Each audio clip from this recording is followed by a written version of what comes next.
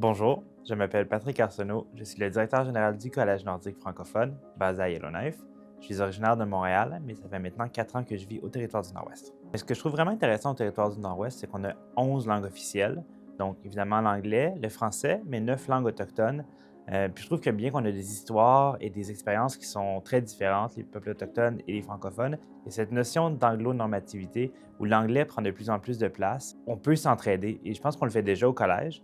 Ça fait maintenant plus de 10 ans qu'on offre des cours de Clitchon, par exemple, parce qu'on travaille avec le gouvernement Clitchon. Et je trouve que le forum, c'est une bonne manière de créer des ponts, puis de dire, OK, ben nous, on travaille là-dessus, ces groupes-là travaillent sur autre chose, est-ce qu'on peut collaborer, est-ce qu'on peut apprendre les uns des autres? Je pense que d'inclure les langues minoritaires et autochtones qui sont à l'extérieur du Canada, c'est particulièrement intéressant parce que c'est pas des groupes avec lesquels on collabore nécessairement naturellement.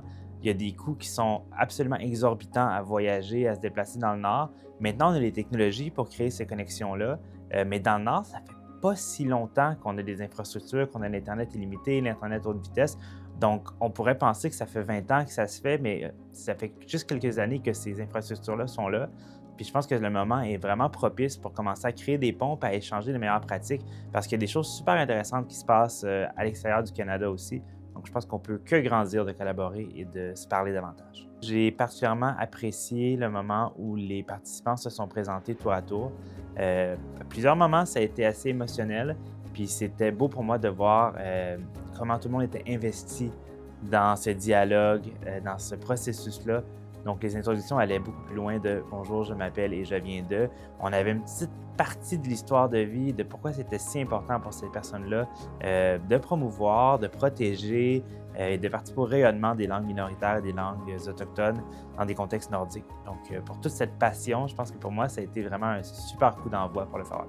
Je pense que c'est très important que les discussions qui sont amorcées ici pendant le forum se continuent à la suite dans le cadre du réseau thématique de UArctic.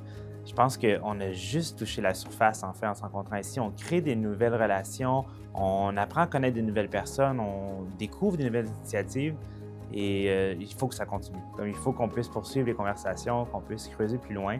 Donc je pense que le réseau thématique est très important. L'union fait la force.